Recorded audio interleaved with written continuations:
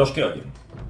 En el Palacio Real de Guinaquia, en la línea oriental del Imperio, la cena por la llegada del conde Priz era suculenta. La cantidad de condimentos en los platos solo se veía superada por el colorido de los mismos. Priz arrugaba la nariz. Nada de aquello podría competir con un buen asado del Imperio. Estaba claro que la calidad de la carne en aquellos lugares resultaba bastante deficiente, y por eso debían enmascararla con toneladas de polvitos. ¿De dónde sacaban tantas salsas? Toda aquella comida era mentira. Carne de faisán, hígado de oca, huevas de esturión, no sé qué con qué sé yo. Los guinacos no sabían lo que era una buena carne roja. Comerla casi cruda al estilo del Imperio. Las verduras de esos platos debían ser un buen alimento para cerdos, no para personas. El vino era otra cosa. No tenía demasiado cuerpo, pero resultaba muy fresco al paladar. Sería por las burbujas. Conde Priz, no le veo comer nada. Una salsa blanquecina corría por la comisura de los labios y se detenía en la perilla del recién nombrado virrey de Guinaquia, un hombre joven, muy corpulento y fogoso. Un auténtico señor de la guerra que había unificado a todas las tribus guinacas y que había aceptado unirse al Imperio. Si los ojos de Priz resultaban peculiares por su dualidad de colores, uno verde y otro azul, los de Guinaco lo eran por su similitud con los ojos de un felino. Aunque bien pensado, casi todos los guinacos tenían esos ojos parecidos a los de los gatos. El viaje ha sido largo, virrey, y el camino me ha revuelto el estómago. No crea esta... Priz se tomó un instante antes de seguir hablando. Esta perdiz tiene una pinta exquisita. Siento que el camino no haya sido el más agradable, pero me alegro de tenerlo en mi casa. El guinaco engullía con delicadeza la carne del ala de algún ave exótica. Un grupo de 6 bailarinas se contoneaban como serpientes frente a la mesa de los agasajados. Para mí es un placer compartir mesa con el nuevo virrey de la nueva provincia. El conde Priz levantó su copa de vino para brindar. Le gustaban las burbujitas que subían hasta la superficie. Como líder de los unionistas, estoy seguro que sabrá mantener a raya a las tribus que aún no hayan sido pacificadas. El emperador quedará encantado con el reporte que le daré sobre su campaña. Es para mí un honor haber sido el guía de mi pueblo y haberlo unificado y adherido al Imperio. El virrey sonreía con orgullo. Las bailarinas, muy escasas de ropa, para lo que Priz estaba acostumbrado, demostraban una gran flexibilidad. Con nuestro trato, el Imperio sale ganando y los guinacos también. Sin duda, su provincia es famosa por las minas de lapislázuli. Priz ladeó la cabeza y sonrió taimado. Quizás tenga algo explotadas, pero su aportación a las arcas imperiales conllevará grandes beneficios para su gente. Ha llegado la civilización. El coro de mujeres guinacas se agitaba al ritmo de las flautas y los tambores. Los cascabeles tintineaban en sus tobillos. El extranjero pensaba que si enseñaban tan impúdicamente las piernas y la tripa, ¿por qué ocultaban sus rostros con pañuelos?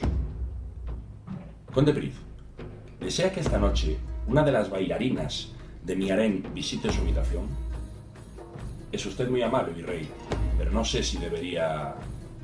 Llámame él. Creo que la confianza es básica entre dos hombres dispuestos a hacer negocios. El guinaco pasó una servilleta de algodón por sus labios y miró de soslayo a su invitado. Desde luego, la atención de Priz había vuelto de las bailarinas a la conversación con el virrey. Como líder de mi pueblo, no puedo esperar el día en que sea invitado a visitar el palacio de su majestad imperial. También me gustaría visitar su condado y conocer a su hija. Esto me recuerda que tengo otro asunto por el que preguntarle. ¿Tiene algún compromiso por su hija? Sé que está en edad casadera y estoy seguro que usted, como yo, vería con buenos ojos una unión de nuestras casas. Imagínese, el condado de Priz y el reino de Guinaquia unidos. ¿No sería su nieto, mi hijo, un hombre casi tan poderoso como el propio emperador? En territorio, al menos, nuestros dominios serían casi tan grandes como los suyos. Y en riqueza. Y la riqueza trae poder. Al otro lado del virrey, Eruebola, estaba sentado uno de sus señores de la guerra, uno de sus azotes. Hasta ese momento, el azote del virrey se había limitado a comer y observar el contoneo de las bailarinas, pero cuando habló, lo hizo con mucho aplomo. A Priz no le gustaba ese hombre. No había comido carne, solo las hortalizas y verduras que acompañaban los platos. En el Imperio ningún hombre se alimentaba como un conejo. No sé qué contestar respecto a un matrimonio entre usted y mi hija. Pryth trató de ignorar al azote. Soy un siervo leal y debería preguntar al emperador. Una unión semejante debería tener su visto bueno. No vea nada oculto en mi propuesta. ¿No ha dicho que yo soy el líder de los unionistas? El virrey se atusaba la larga perilla trenzada que pendía de su barbilla. No tiene de qué desconfiar. Tómese su tiempo. No desconfiaría nunca de usted, que ha derramado la sangre de los suyos para engrandecer el poder del imperio. Pryth frunció el ceño de otro modo. Pensaría que lo que me está proponiendo es demasiado ambicioso. Mis sueños son ambiciosos, pero sé cuál es mi sitio en esta nueva alianza. El virrey levantó una mano al cielo con gran dramatismo. Lo que me preocupa ahora es no cumplir con las expectativas del emperador. No me gustaría que su majestad se olvidara de nosotros. Si el descubrimiento del almirante Alara resultara ser cierto, ¿lo es? Desde luego. Alara ha encontrado lo que la Santa Trinidad llama la Tierra Prometida, la mina virgen más grande del mundo. Las nuevas aseguran que la extracción del mineral es inminente. A estas alturas puede que ya hayan empezado a extraer pirita y manganeso. ¿Manganeso? Ginakia es afortunada por haberse adherido al imperio. ¿Y qué me dice sobre el rumor de los indígenas? El azote del virrey se había inclinado sobre la mesa para acercarse a ambos. Sus ojos afrinados ponían nervioso a Pryth. De momento no sabemos mucho sobre ellos, pero parece que se han mostrado colaboradores en lo relativo a la explotación de las minas. Su Majestad Imperial ha enviado una flota con esclavos y presos para trabajar con ellos en profundidad. Eso hemos oído. La voz susurrante del azote era un bisbiseo bajo la música de las flautas. Algunos son prisioneros de nuestra guerra, supervivientes de las tribus que se opusieron al flamante Eru Ebola. El azote dejó caer las manos en la mesa, junto a las del virrey. Ambos se rozaron levemente los nudillos. Pryth dirigió su mirada hacia las bailarinas a través de su burbujeante copa.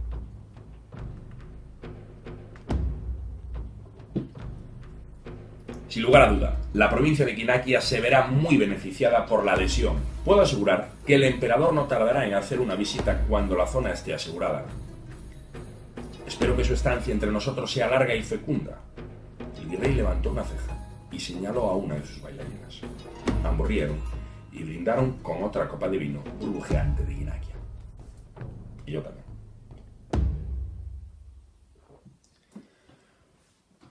Un señor de la guerra guinaco siempre era acompañado por su guardia personal de azotes. Los azotes eran los niños de la tribu que habían nacido en el mismo año, abandonados en el desierto más árido de Ginakia. Solamente los que regresaban con vida pasaban a formar parte de este cortejo privilegiado.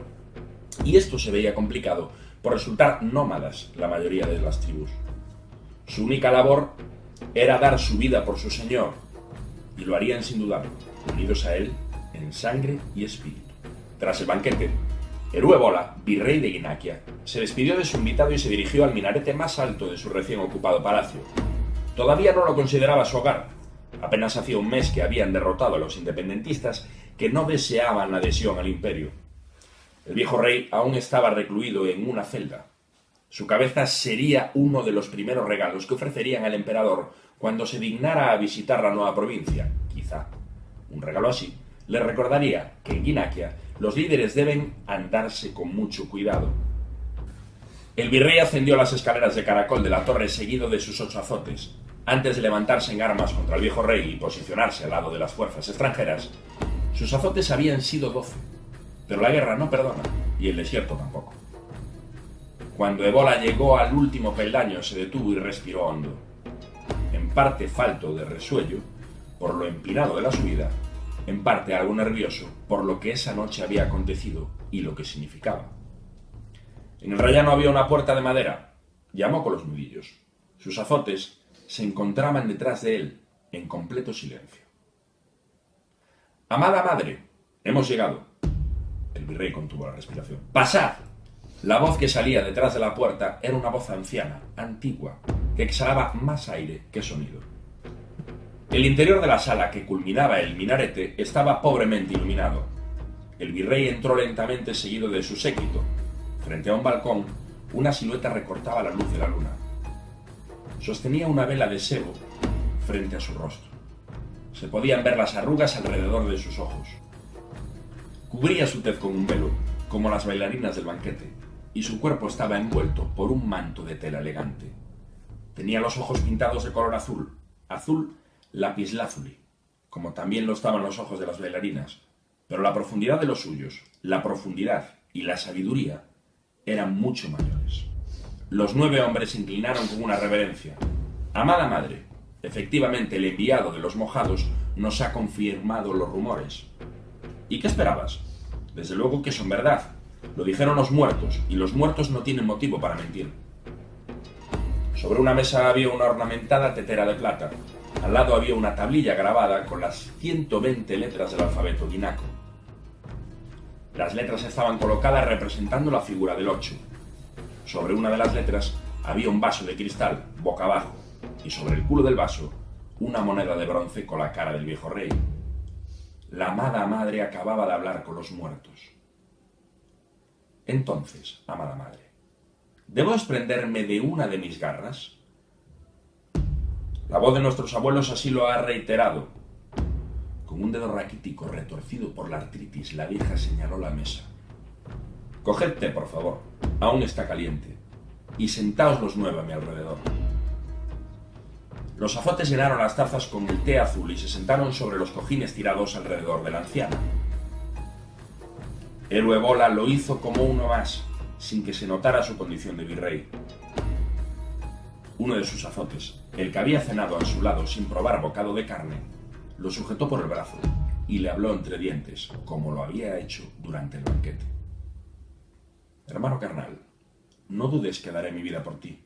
Si una de tus garras ha de ser arrancada, estaré orgulloso de haber sido tu hermano. Serum, aunque el camino al infierno sea largo, siempre hay un camino de vuelta a casa. El virrey bajó la voz hasta que de su boca apenas salió un leve susurro.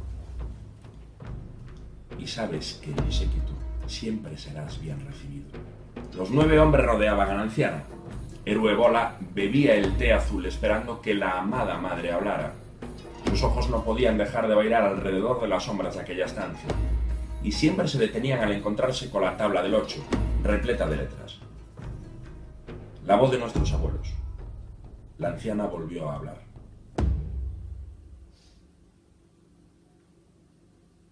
¿Qué más os ha dicho el fanfarrón de los mojados? Han encontrado las minas vírgenes. Quien hablaba era el azote llamado Serum, y como siempre que hablaba, lo hacía con un hilo de voz. Y lo que es más importante, están habitadas. Eso es exactamente lo que nos adelantó la voz de nuestros abuelos. La vieja se acercó entre resoplidos a la mesa, colocó su mano temblorosa sobre el vaso, tapando la moneda. Los muertos también dicen que esos hombres perdidos conocen la antigua magia. ¿Os ha dicho algo el mojado? No nos ha hablado de magia. Estaba más interesado en minas y minerales. Eruebola seguía atusándose su larga perilla trenzada. Sí, pero tened cuidado con los mojados. La voz de la anciana se había cargado de desprecio. Parece que solo se fijan en los minerales, mientras ocultan sus verdaderos planes. Mientras fuimos útiles, fuimos queridos. Luego, apestados. Por supuesto, amada madre, nunca hay que desoír la voz de nuestros abuelos. Pues los muertos dicen que los hombres de las minas vírgenes conocen la antigua magia y que entre ellos se encuentran los que huelen. Se hizo el silencio. El vaso tembló.